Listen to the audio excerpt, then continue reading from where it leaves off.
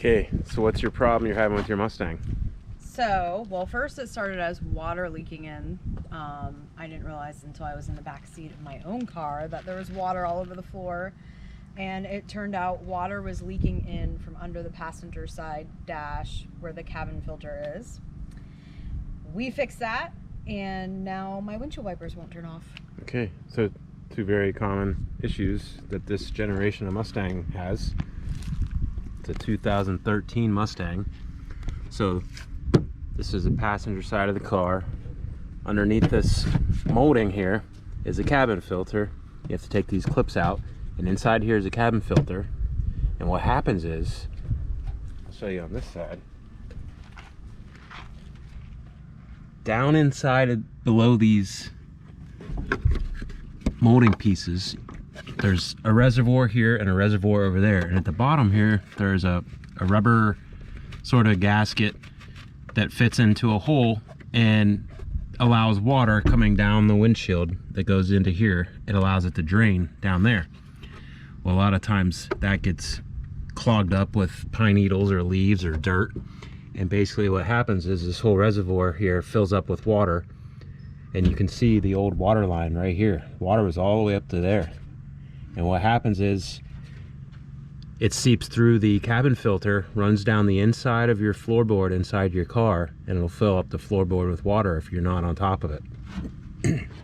The other issue is the wiper motor assembly fits right in here, and here is the plug for that. What you're going to want to do to prevent this from happening, well, first of all, what happened was the water was up high here, and it was up actually above this and the wiper motor itself. So it shorts out the wiper motor and it can't communicate with your switch. So you go to turn the car on. As soon as you turn the car on, the wipers start going non-stop and you can't turn them off. That's because the wiper motor in this connector were sitting below water level here, causing it to short out. It still works, but it does not send a signal back and forth from your switch to your wiper motor. So what you have to do is remove the plastic on top of the dash there, and then you can use 8mm bolts. Take a wrench, remove the 3 bolts here, and this whole assembly will pop out of there. And then we just went to O'Reilly's Auto Parts, and we bought a remanufactured motor. You can find these motors for between $100 and $200. Okay, so here's the cabin filter right behind the battery. This is a brand new one we put in last week, but our water level, before we unclogged the little rubber drain holes, the water was halfway up this cabin filter, and it was basically going through this into the cabin, inside of the car, running down underneath the carpet, underneath the front seat, and all the way to the back seat. And we have no idea how long the water was filled up in here, but it was probably pretty long. Yeah, when you don't ride in your passenger seat or your back seat, you have no idea that side was wet. Yep. The driver's side was completely dry. Yep. So if you're getting water on the floors inside of your 013 Mustang or within that same generation, this is probably almost 100% guaranteed to be the issue. Make sure the little rubber holes at the bottoms of each of these little reservoirs are completely clog free, no pine needles, no leaves, no dirt, and then that water will just drain right out the bottom, and you won't have to worry about this. But just something to keep an eye on. I'm gonna get this put back together and then flip on the wipers and see if all goes to plan and we finished the job. We're gonna remove this motor and then mount this motor up. We're going to put some dielectric grease inside of that connector, and hopefully that'll prevent any water from getting in. And that's what we're going to do now. we did also first try switching out the relay switch. Yeah, we just swapped out the relay just to see if that would have any effect on it, and it didn't. So that's this one right here. I bought one from Amazon. It still didn't shut off, so I just put the original one back in.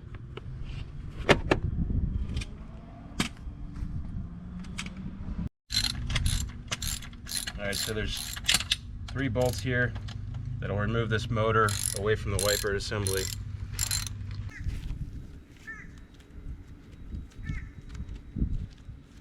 Needs a bath.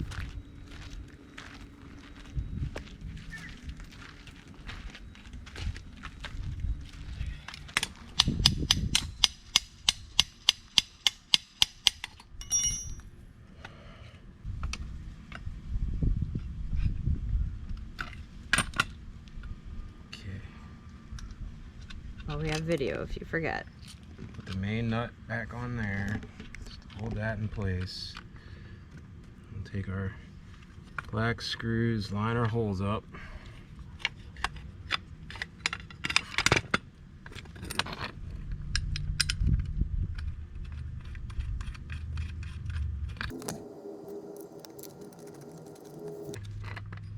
It says 1 hour replacement time. I feel like we're doing it in less than an hour. Way less than an hour.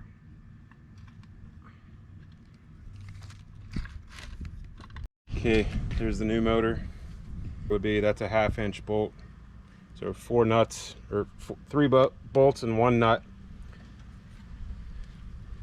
And then we're gonna want to put some of the grease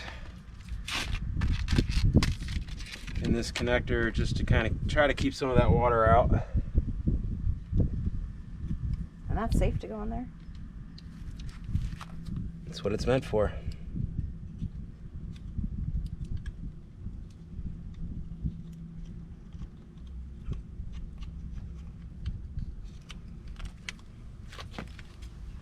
I don't know if that's enough, not enough, but That looks like too much to me.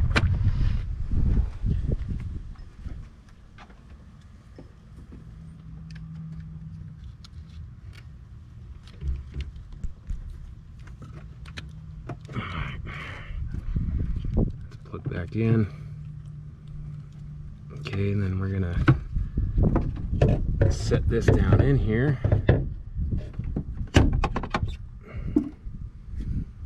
Goes like so.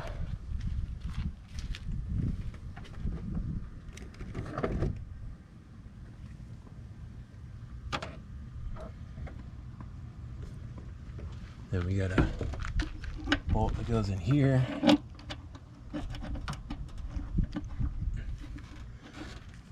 And goes in the middle of the car.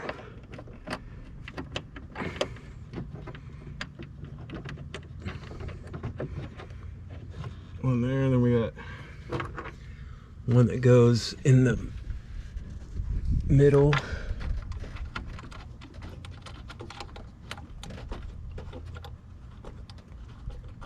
And we'll snug those up, and we'll put our plastic cover back on, put our wipers on, close the hood, And cross our fingers. turn the car on, and hope that those wipers don't automatically fire up on their own, and hopefully we can control it from the switch. And then hopefully that's it. Theoretically, we'll see.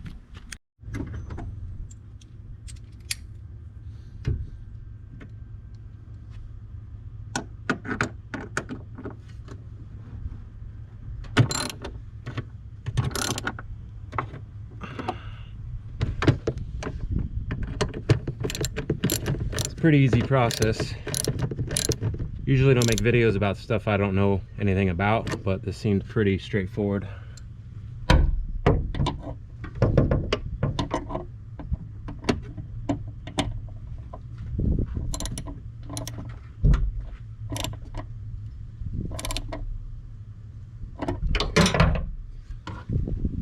Alright, now we gotta put the wipers on.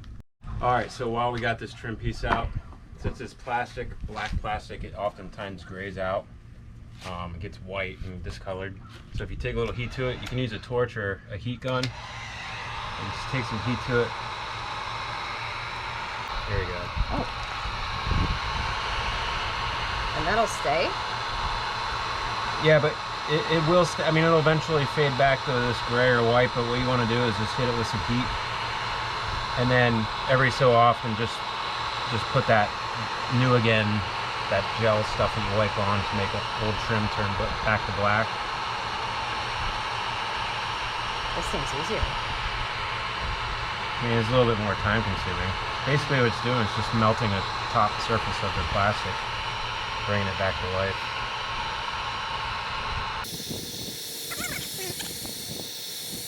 So that's it.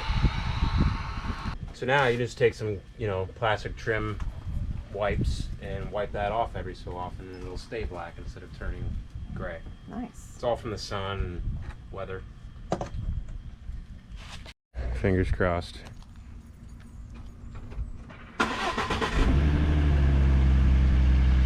They don't turn on by themselves. Wait, but we need to make sure they do still turn you need on. to hit your switch. Oh, they turned off. Oh no. Alright. Turn all the way off, all the way off. That was what I was afraid of. Okay, so I was battling off camera a few things. When you reassemble or when you reinstall the wiper motor and this whole linkage system, pay attention to this lever here where the wiper connects. You want to have this sort of at a 45-degree angle pointing to the front driver fender of your car. Same with this one. You want to have it pointing towards the driver fender. This is the orientation that will allow this wiper to start here, go up to the top of the window, and then back down. When I reinstalled it, I had this lever was in this direction, which caused the wipers to be up here in the off position. When I turned them on, they went down and then back up to off. So basically, if you do have that issue, you want to take this main nut that attaches to the wiper motor, you want to loosen that up and rearrange these linkage bars to where they're in this position, retighten that bolt, and then install your wipers on top of that. And then this will be your off position, and then when you hit the switch, they'll go up and down, up and down. So one little hint that you don't have to battle with, that I just went through. All right, turn these bad boys on. And they are working back to normal again. Okay, hopefully this hot mess of a video helped you out a little bit. It's a very easy process. It's first time doing it, so of course there's gonna be a couple little hiccups trying to figure out this and that, but that's it. Thanks for watching. If this helped you, please drop a comment and let me know that it helped you. I'll try to do more videos like this as I'm doing maintenance on vehicles, because every time I'm trying to look up stuff, I can't always find the answers to things that I want on YouTube. So just makes sense to make some videos yourself, and if you can figure it out easily and make a quick little video, hopefully it helps other people out. So next video, we'll be back on the bus. Got a couple last things to do on this thing, and then we'll get it started and get it back to its rightful owner. Probably take it for a drive a couple times before that happens, so stay tuned for that. Thanks for watching. Okay, don't forget to subscribe by clicking on the right there, and make sure you check out my other video on the left.